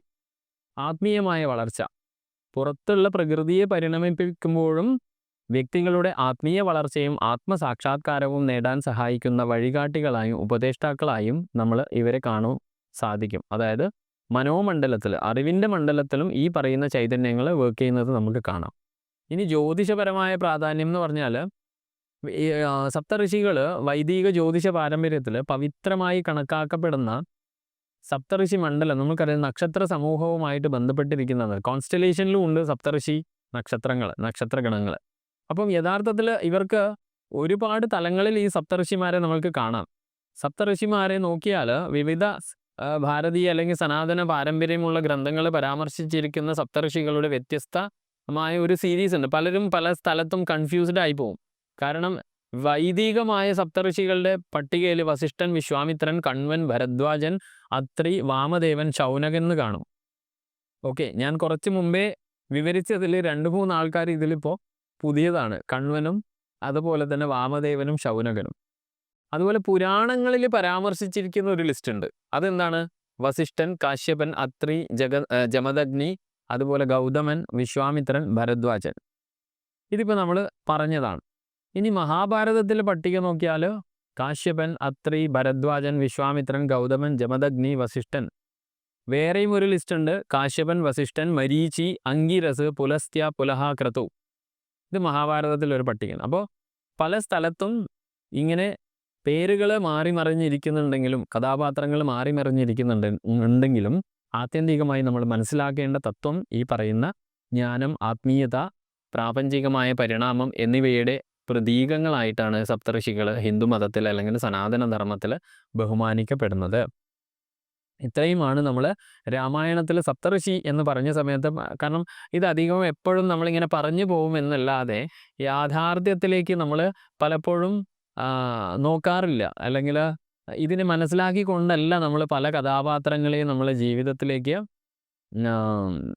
നോക്കിക്കാണുന്നത്. അല്ലെങ്കിൽ ഈ പറയുന്ന രാമായണം, മഹാഭാരതം പോലെയുള്ള ടെക്സ്റ്റുകൾ നമ്മുടെ ജീവിതത്തിൽ പകർത്താത്തതിനൊക്കെ കാരണം ഇതിൻ്റെ തത്വങ്ങൾ യഥാർത്ഥത്തിൽ, അതുപോലെ തന്നെ ഇതിലെ ആശയങ്ങൾ യഥാർത്ഥത്തിൽ നമ്മൾ മനസ്സിലാക്കാത്തത് കൊണ്ട് തന്നെയാണ്. ഇപ്പോൾ ക്രതു എന്നൊക്കെ പറഞ്ഞാൽ യഥാർത്ഥത്തിൽ എന്താണെന്ന് ഞാനിപ്പം മഹാഭാരതത്തിൻ്റെ ലിസ്റ്റിൽ ക്രതു എന്ന് പറഞ്ഞിട്ടുണ്ട്. അവിടെ ത്യാഗം, ഞാൻ കുറച്ച് നേരത്തെ പറഞ്ഞ ലിസ്റ്റിൽ ഈ ഒരു ക്വാളിറ്റി, മാനവരാശിയുടെ ക്വാളിറ്റി കണ്ടിട്ടില്ല. അപ്പോൾ അതുകൊണ്ട് തന്നെ രാമായണം ത്രേതായുഗത്തിലാണെങ്കിൽ ദ്വാപരമാകുമ്പോഴേക്കും മാനവരാശിയുടെ പരിണാമം ഒരുപാട് സംഭവിച്ചു. അപ്പോൾ സമൂഹം കുറെ കൂടെയൊക്കെ ഗ്ലോബലൈസ്ഡ് ആയി. ആ സമയത്ത് ത്യാഗം എന്ന മനോഭാവം സമൂഹത്തിൽ അനിഷേധ്യമായതായി അല്ലെങ്കിൽ അനിവാര്യമായതായി. അതുകൊണ്ട് തന്നെ എന്താ ക്രതു എന്നുള്ളതിൻ്റെ വിവരണം അവിടെ ആത്മീയമായ സമർപ്പണം വന്നു തുടങ്ങി. കാരണം ഒരു സൊസൈറ്റി ആയിട്ട് ആൾക്കാർ വന്നു, രാജാക്കന്മാർ, അങ്ങനെ ഓരോ സിസ്റ്റം വന്നതിന് അനുസരിച്ച് സമൂഹത്തിൽ അതിൻ്റെ കാഴ്ചപ്പാടുകൾ. അതുപോലെ ഇപ്പോൾ പുലഹ എന്ന് പറഞ്ഞാൽ ഈ പറയുന്ന ആത്മീയ പരിശീലനങ്ങൾ. കാരണം എന്തുകൊണ്ടാണെന്ന് പറഞ്ഞാൽ തന്ത്രത്തിൻ്റെയൊക്കെ ആവിർഭാവം ഈ പറയുന്ന ദ്വാപരത്തിൻ്റെ ഒടുവിലാണ് ഉണ്ടാവുന്നത്. അപ്പോൾ അതുകൊണ്ട് തന്നെ ആ താന്ത്രികമായ ക്രിയകൾക്കൊക്കെ എന്താണ് പരിശീലനം വളരെ കൃത്യമാണ്. അപ്പോൾ ഇങ്ങനെയൊക്കെയാണ് പലതും. പിന്നെ ഈ ഒരു പട്ടികയുടെ കഥാപാത്രങ്ങൾ മാറി മറിയുന്നുണ്ടെങ്കിലും നമ്മൾ യഥാർത്ഥത്തിൽ മനസ്സിലാക്കേണ്ടത് നമ്മുടെ ഋഷീശ്വരന്മാർ നമ്മൾക്ക് തന്നത് യഥാർത്ഥത്തിൽ വലിയ വഴികാട്ടികളാണ്. ഈ ഓരോ കഥാപാത്രവും വളരെ വളരെ വളരെ വിലയേറിയ വഴികാട്ടികളാണ്. അതുകൊണ്ട് തന്നെ ഈ ഒരു സമയം, ഈ ഒരു എപ്പിസോഡ് ഞാൻ ഇതിൽ അയോധ്യാകാണ്ഡത്തിലുള്ള പരമാവധി എന്നല്ല, ഇനിയും പറയാനുണ്ട്. അപ്പോൾ അത് അടുത്ത എപ്പിസോഡിൽ നമുക്ക് ഇനിയും അയോധ്യാകാണ്ഡത്തിൽ പരിചയപ്പെട്ട ആളുകളുടെ യഥാർത്ഥ വശങ്ങൾ നമുക്ക് പരിശോധിക്കാം. ഈ എപ്പിസോഡിൽ എന്നെ കേട്ട നിങ്ങൾക്ക് എല്ലാവർക്കും നന്ദി, നമസ്കാരം.